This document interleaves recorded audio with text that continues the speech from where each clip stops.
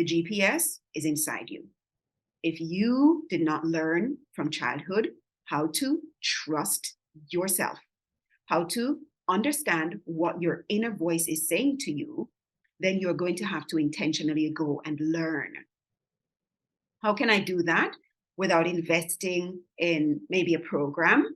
Then you need to probably do little things like logging a diary, keeping a diary, and keeping a journal. So your diary is logging what's happening on a day-to-day basis. Your journal is being reflective about what's been happening in your life, how you feel about things. Yes. How have you been responding to different things? What did you know? What are you noticing that lights you up and gets you excited? What are you noticing that de-energizes you, just takes away your energy and leaves you depleted and tired? That kind of a thing. The things that light you up are a part of your natural GPS.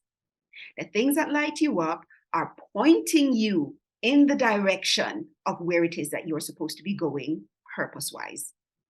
So, for example, one of the techniques I use when I'm helping people to explore their purpose is to go back to 2 or 3 past experiences where you felt alive and vibrant and excited. And that begins to give us something around, who you are and what role you're here to fulfill. I remember as a child, I used to teach the trees outside. I would have a stick and I'd be teaching the trees. Whoop, whoop, whoop. If this tree is not responding to my lesson right now. Yes. I used to sing to the trees and the stones and my pets, if they would listen, maybe they would scamper off. The point I'm making is when we go back to the past experiences, we'll see that you began engaging in the things that were your natural GPS was saying, this way, go this way. But then everything else, society, schooling, whatever, came into play. And well-meaning people, their ideas came into play. So put away that foolish playing you're doing. What are you doing? And you dismiss it and you move on. So one way, you can access my 6-part life purpose coaching session. It's a group coaching session. You can access it one-to-one as well. In the group setting, we're going through 6 different sessions, an hour long, where you are in this reflective mode. The scene is set, and I have a certain set of questions, visualizations, other things that we go through that help you in the moment of creativity to really pull on and harness and get the opportunity to log what surfaces from your natural, what you call the GPS, what I call your inner voice, what comes up naturally. I give you scenarios or I give you different descriptions and experiences that take you to that place in your mind that holds the information about your purpose. When that is unlocked for you, you log it, and then we can explore from there. How do you develop that? That's one way. And other practical ways, if you don't want to invest in a program or in coaching or some form of mentoring, also very useful, that might help you, then you can decide, okay, I'm going to journal for the next 6 months and see what comes up. And from that, you can then begin to say, okay, here's what energizes me, lights me up. Here's what depletes me. I'm going to now begin a life focus of focusing, paying attention to what lights me up. I hope that helps. A lot. A lot. All right. I'm just thinking, is it possible that maybe low esteem could be one of the reasons why some people don't follow their true calling? Because I believe what you were saying before, that all of us have a calling. Okay, calling in the sense that there is a purpose why you are here. You take up a pen. There is a purpose for this pen. Okay, you can also use this pen to do other things, but the place this pen will really shine if you use it to write. You see, if you dip this pen on your body, it can create hole. That is another function, but it was not designed to do that. The better use of this pen is to write. So each and every one of us have the better part where we are going to be able to shine. Until we find that part, we will always struggle. That is why I think it is important that we know what is our function here. Why am I here? Can low self-esteem be responsible for why people don't want to stand up to their name in the crowd and say, this is whom I am? Well, like I said at the beginning, but Abehi, low self-esteem in terms of limiting perception of self, in terms of lack of self-trust, in terms of constantly comparing yourself with other people, not setting any boundaries, for example, around your time when you're supposed to be researching, learning a new skill, you're doing something else that is robbing your time and your energy, poor outlook on the future. Those are features of low self-esteem. Fear of failure is a feature of low self-esteem. Trouble asking for help. All of those can get in the way because you may have a limited perception of who you are, the potential within you, and what you can accomplish. So the short answer is yes. Half the time, it is limiting. It's not, I was gonna say half the time it's not about the self-esteem. Half the time is that you just don't know. You don't know. And when you don't know what you don't know, you don't realize that you would want to be pursuing something different. You'd want to be exploring yourself. And the first time we got together, I said to you, people just know something's wrong. Something's off with them. They're not, they're just not fully content. They're not 100% satisfied with their life. Something is missing. Unfortunately, some people wait until they get there before they pursue coaching, pursue mentoring, pursue talking with maybe an older person in the community in their lives who might give them some direction. Yes, but that's a difference with some individuals in the diaspora or wherever, and others who are in those contexts that are natives, for example, if I can put it that way. They have a different mindset. They're showing their children from day one who they are and why they're here. So I'm saying it comes back to mindset. Yes, low self-esteem can be an issue, but sometimes you need to focus on what am I thinking?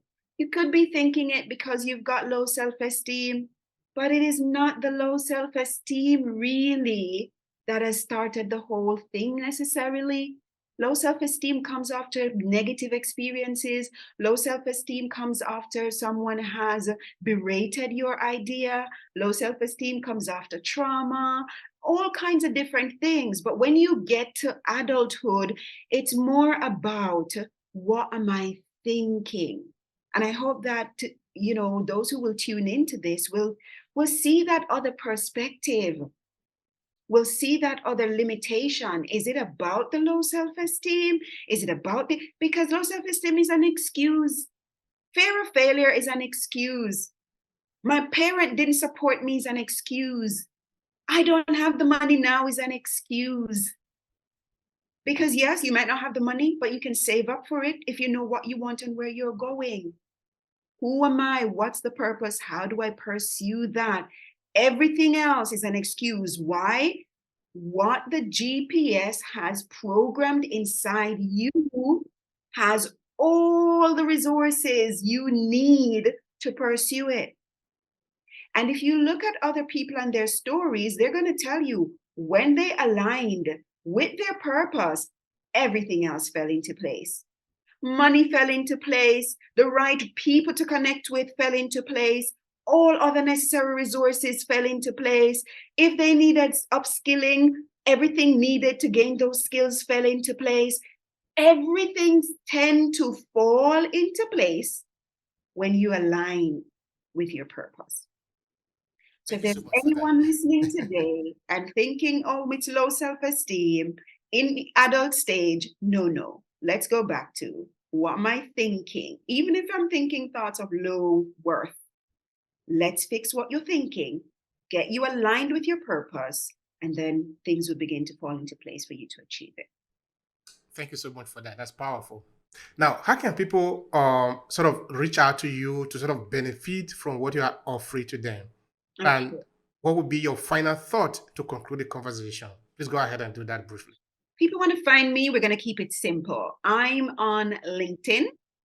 And they can reach out to me through my LinkedIn profile. So it's Annecha Smart on LinkedIn, and we can connect there.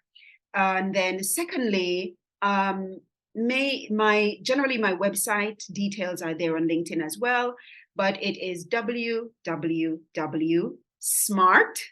my last name, minds, we do mind work, coaching, .com. So smartmindscoaching.com. Okay. And you can find me there. There are different things on the website and ways to connect with me there as well. Smartmindscoaching.com. Okay.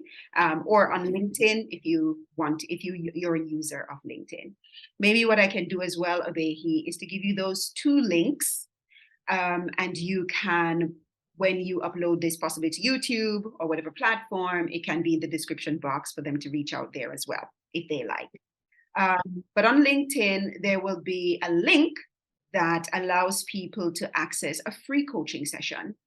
And it can be around life purpose, if they like, so that they can explore that for a few minutes and see, okay, maybe I was thinking this was my barrier, that was my barrier, low self-esteem, whatever, but it might not be. So they can use that time, if they like, to explore something around life purpose. So they have that option as well. And you can find that link for my Calendly booking on LinkedIn.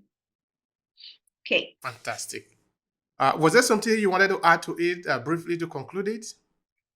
Just to encourage everyone, two really key things to look at. What's going on in your mind on a daily basis? If you're on the sofa, what's keeping you on the sofa? If you feel the pull to do something and you're not, what is it that is limiting you? If you think, oh, I'm procrastinating, or maybe I'm just scared, whatever it is, identify those things. Begin to keep a journal. Begin to keep a diary as well. Do both and look at what might be holding you back, what might be just getting in the way, so you understand what your limitations are. And secondly, if you think, don't want to go that route, the long route, I just want to understand what's my purpose, really, why am I here? Go explore it. It might not come to you. The understanding you need to move forward may not come to you. You have to go get it some of the times. You have to go pursue it. So I would encourage you, yes, you can buy into my program. You can buy into any other program or any form of personal development that will have an aspect to it that allows you to understand yourself better and allows you to pursue what it is, gain that insight, because it's that one insight, that makes a difference. So you want to engage in a program that gives you that insight into what your purpose is, and then you can build a plan to pursue it and live that compelling, satisfying, joy-filled life. Thank you so much, Anisha. Thank you so much. I really appreciate the conversation. You have really been very powerful here. It really has been powerful. I appreciate it. It's always good spending time with you, Obehi. Thank you for the invite. Thank you so much. I appreciate it. It's really powerful.